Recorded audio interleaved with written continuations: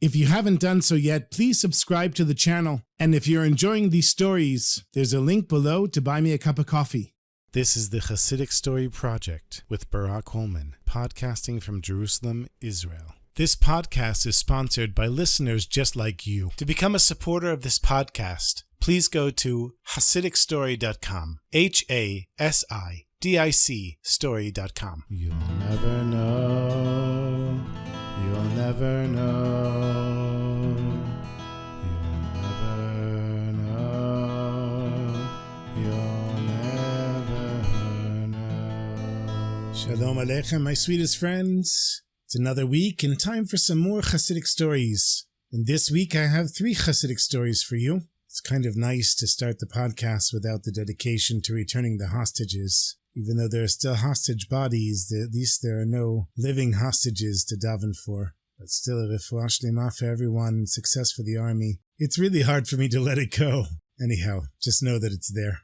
The first story takes place in the time of the great Rebbe, Rebbe Elimelech Lubavitcher, who was one of the greatest Rebbes of the early Chassidic movement, and he lived from 1717 to 1787. Of course, was the brother of Reb Zusha, the famous Rebbe Reb Zusha, and they were Chassidim of the Maggid of Mezrich, who of course was the successor of the Baal Shem Tov. It was really after the Maggid that the Chassidic groups began to shoot off and expand. It's also where we got Chabad. The Alter Rebbe was also a student of the Maggid of Mezrich. In the city of Lubavitcher, in Poland, there was an evil nobleman who owned all of the land that the Jews lived on, and his name was Count Stilansky. And in those days, the Polish nobility were like kings. They had absolute power over the Jews living in their lands. And they treated the Jews just as sources of revenue, of making money. Now, the Count didn't like people in general, but specifically, he did not like Jews, which of course was nothing unusual at the time, and I'm sorry to say, in some places, not so unusual today as well. To him, the Jews were just kind of like animals that were used for making profit. But there was something he couldn't understand. Every time he tried to raise the taxes on the Jews or make some decree to squeeze out some extra money from them, they always figured out a way to talk him out of it. They would soften him up, plead with him, and each time he would hate himself for giving in to the Jews. But somewhere inside of himself was this soft spot that made him actually have compassion for Jews. He'd ask himself, what's wrong with me? Maybe, chas v'shalom, God forbid, he had some Jewish blood in his veins, which of course was a common fear among the Polish nobility. But after an extensive searching, he discovered to his great relief that he had no Jews in his family. So desperate for an explanation, he went to the local bishop, and the bishop said it's very simple. The Jews have this holy man called Rabbi Elimelech, and if you get rid of him, then the Jews won't have their power. He's protecting the Jews. Get rid of him, and your problems will be over. So the Count knew what he had to do. He rushed home, wrote a letter ordering this Rabbi Elimelech to leave his lands within a month, or he would be evicted by force, and he had one of his henchmen deliver it personally. Then he took off his boots, lit his pipe, poured himself a drink, and laid back on his plush chair in front of his massive fireplace and took a deep sigh of contentment. The next morning, life went on as usual. The Count woke up late, he poured himself a drink. He looked out of his massive window at the beautiful garden next to his castle. He stepped out on the porch and the sun was shining brightly. He told the servant to bring him another drink. And the servant said, you know, my lord, today is a beautiful day, maybe a perfect day for a swim in the river. And the Count thought to himself, yes, it's not quite winter yet. Why not take a swim in one of his beautiful rivers? He, together with his trusted servant, rode on their horses for an hour or so until they reached one of the secluded banks of a beautiful, placid river. Very quickly, the Count got off of his horse, took off his clothes, and dove into the cool water. He was a very good swimmer, and he could swim back and forth. And for over an hour he was swimming in the river, and then he decided he would lay down to rest on the opposite side of the river and bask in the sun. He laid there thinking what a great and successful person he was. Maybe one day he should try to become the king of Poland. And as the sun warmed his body, he closed his eyes and slept for 2 hours. And when he woke up, he stood and he stretched in the sun, and he looked on the other side of the river for his servant, but no one was there. He called out his servant's name, but only the birds in the forest answered. So he swam to the other side. Maybe there was some clue what happened to his servant. Maybe he'd been robbed or attacked or kidnapped, but he couldn't find anything. Also, his horse was nowhere to be found, and his clothes were gone. The Count thought for a second and realized that night was coming. The temperatures would drop quickly, and he had to find a place to take shelter. But where? He couldn't stay in the forest. Without clothes or a weapon, he was helpless. He heard the wolves begin to howl, and the wind started entering his bones, and he knew he had no choice but to try to get to the nearest village before nightfall. Now the Count was so full of himself that he imagined, just by being the Count, everyone would treat him with awe and respect. But he was shocked to his core when the villagers started to laugh at him. Here's a completely naked man exiting the woods, pretending to be the Count and demanding that people do what he says. And people who didn't laugh at first completely lost it when this crazy man actually got angry because they weren't following his orders. Finally, somebody threw him an old blanket and a few pieces of bread. The kids threw stones and sticks at him, and everyone told them to keep moving. The Count learned very fast. When he reached the next town, he didn't tell anyone that he was the Count. He sought out the beggars and was thankful to find a place to sleep, a little bit of warm soup and a pair of pants. The mighty Count had now been humbled to a wandering beggar with no identity, no dignity, and no hope. A few days later, after he'd begged for a shirt and shoes as well, he decided to go to his castle and sort things out. But the guards didn't recognize him because his beard had grown out, he was dirty, he'd lost weight, he was wearing these funny clothes, and they had never really seen the Count because he always came in his carriage, hiding his face, wearing royal clothes, and nobody really looked at his face. The guards told him to get out or they would beat him up, and the Count turned around, depressed, and left. But just as he was leaving, he took one more glance behind him, and he saw his trusted servant leaving the palace arm in arm with the bishop, surrounded by his own special guard, his bodyguards, the Count's bodyguards. And now it was all clear. The servant had stolen his clothes, convinced everyone the Count had drowned, and took over for the Count.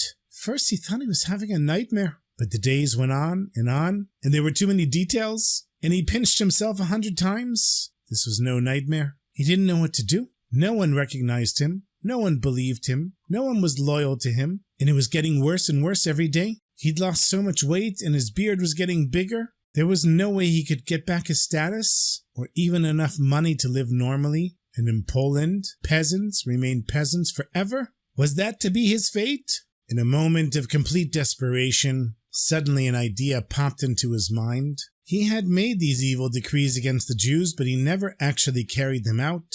Maybe that Rabbi Elimelech could help him out. It was a long shot, for sure. The Rebbe would be very happy to get rid of the Count, but he didn't have a choice, and so he walked to Lezhensk. Several days later, he arrived in the town at night, hoping no one would recognize him, and it wasn't a problem because no one did.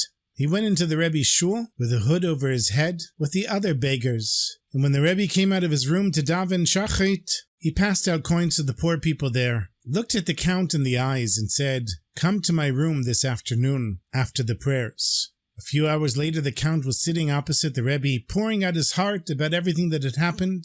"It's hopeless," he said. "I have no friends and my servant stole everything from me." The Rebbe calmed him down. He said, "Listen, Hashem is everyone's friend, and he's your friend as well. That's why you were never able to harm us, because Hashem protected not only the Jewish people, but he protected you as well. If you would have harmed the Jewish people, you would have been punished." The Rebbe saw in the Count not an enemy, but a soul that needed help.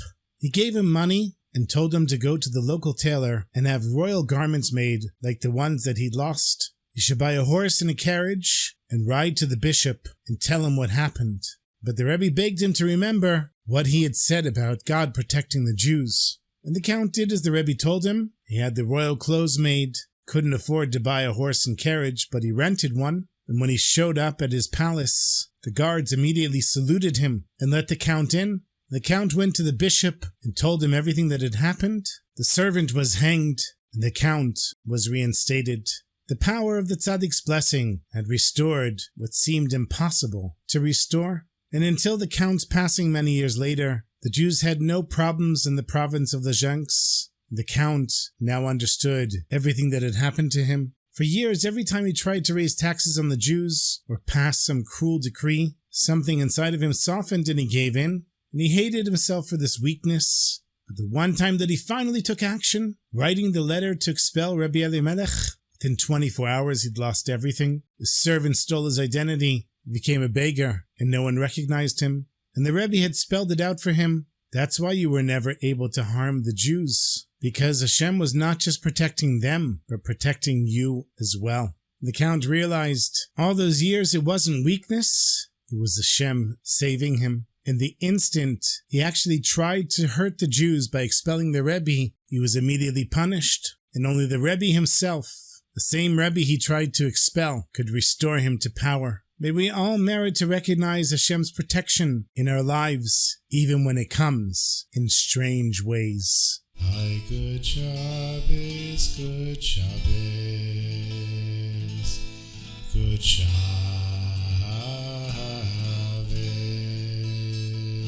Hallelujah, la, la, la.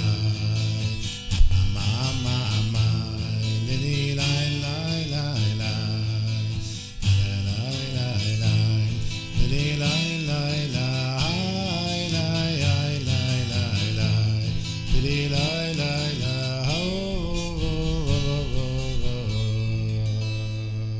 I have another story for you. It was back in the early 90s, and there was a big fundraising dinner in Lyon, France. The Chabad rabbis there, the Gorovitz brothers, had a brilliant idea. They were going to show videos of all of their donors meeting the Lubavitcher Rebbe during dollars. Now, I'm sure everybody knows about dollars. Every Sunday for years, the Rebbe would stand for hours, sometimes 8 hours straight, giving out dollar bills to thousands of people. And each person got $1 to give to charity and a personal blessing, or at least being in the presence of the Rebbe. Can you imagine the Rebbe, the age of 80, 85, 90, standing for hours blessing people one by one? And so they're showing these videos at the dinner, and suddenly one of their biggest donors, a man named Alain Saban, sees himself on the screen getting a blessing for the Rebbe, and he gets emotional, and he stands up right there and he says, "Stop everything, I have to tell you the story behind that blessing." And this is the story he told. He said, "My wife was very sick,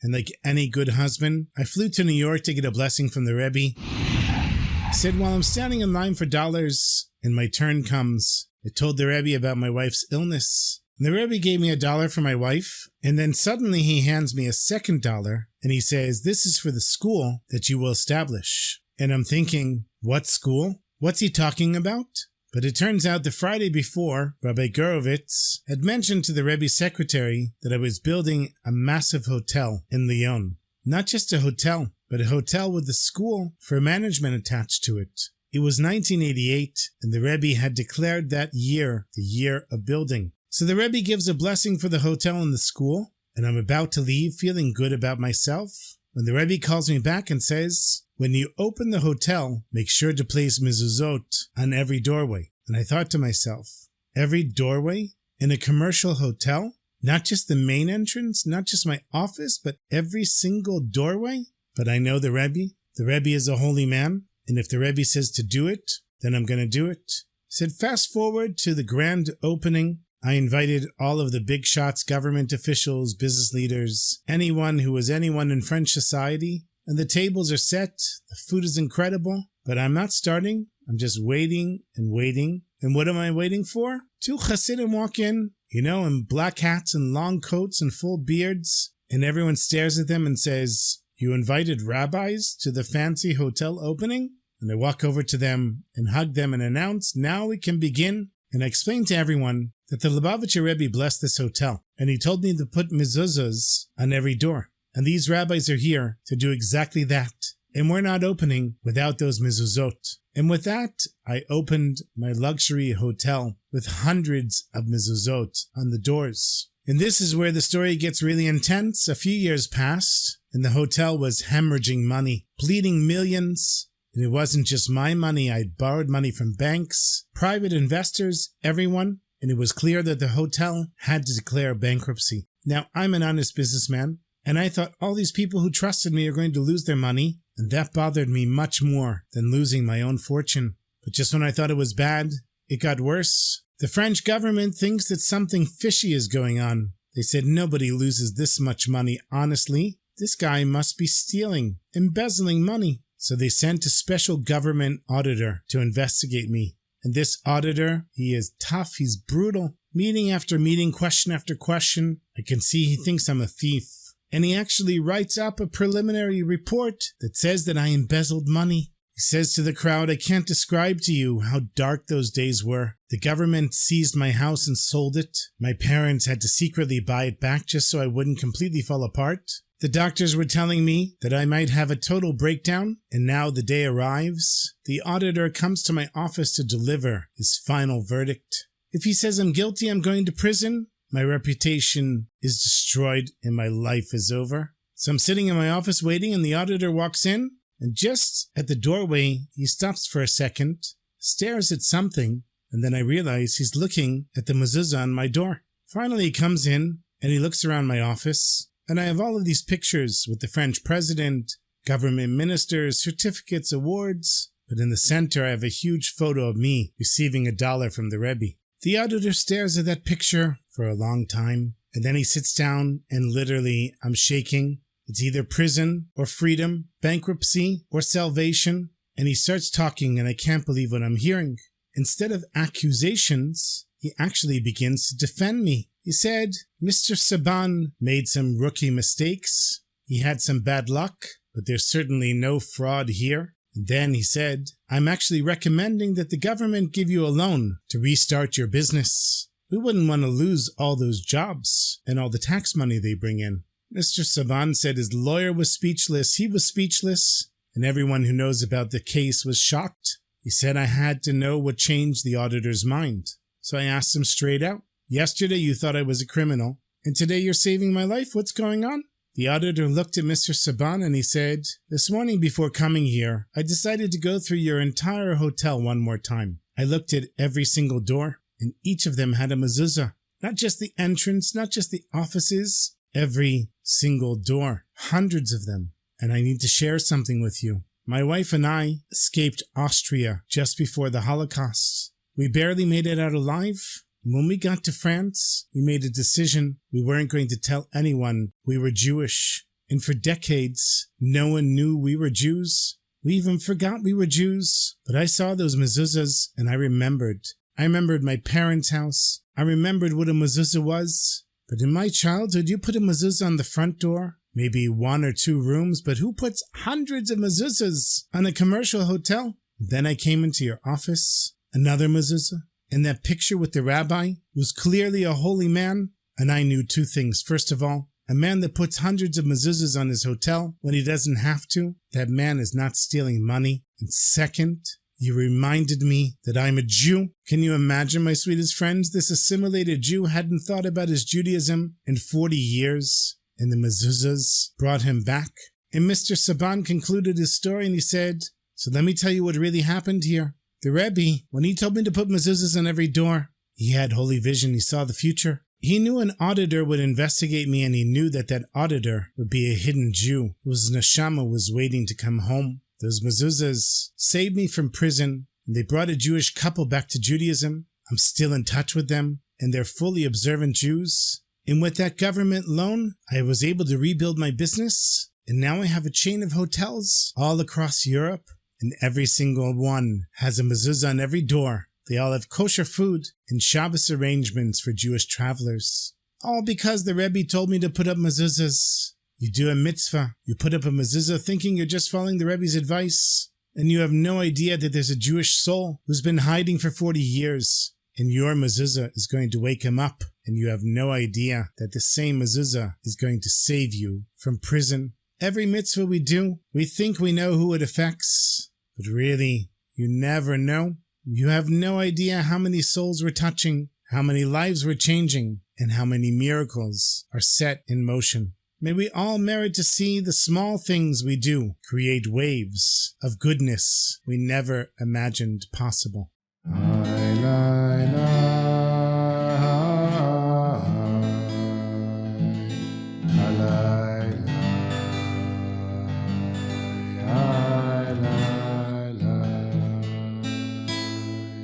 I have one last small story for you. The great Rabbi Rebbe Akiva Eger, who lived from 1761 to 1837. He was the rabbi in Poznań in Poland.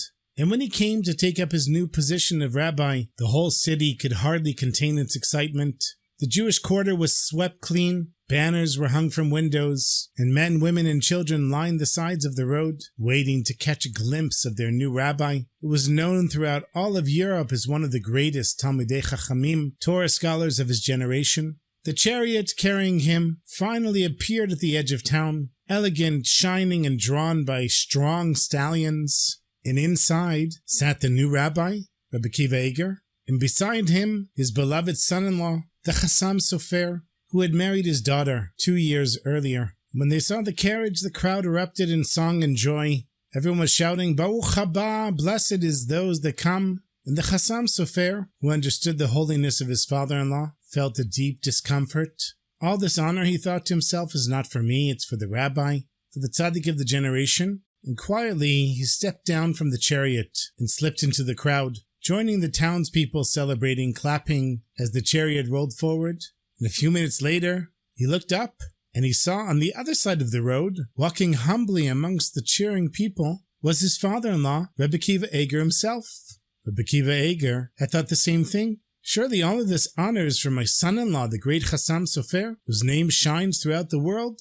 So he too climbed down from the chariot, unwilling to take honor that didn't belong to him. And so it was, the two holiest men of their generation, each convinced that the honor was meant for the other, walking side by side in the dust of the road, while this grand chariot rolled forward without either of the rabbis in it. And people that day saw something unforgettable. They thought they were welcoming their rabbi in a royal carriage, but what they were actually witnessing was something far greater. Two Torah giants walking humbly, each certain that the other was more deserving of the praise. And the greatest honor, it turns out, was not in the chariot at all. It was walking beside it. You see, true greatness doesn't ride above the people. It walks among them. And when two truly humble souls meet, even heaven smiles and says, this is what true honor looks like. May we all merit to walk beside the chariot, never above it, with hearts as humble and radiant as Rebbe Akiva Eger and the Chassam Sofer.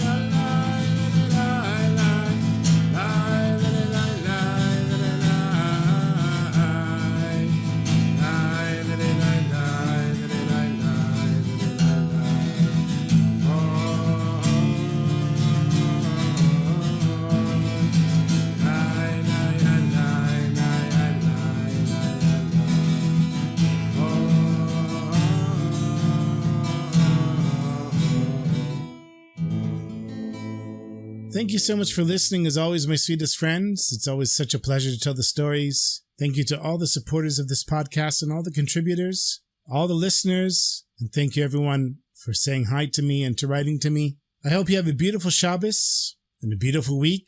And until next week, my sweetest friends, take care of yourselves and sei gesund.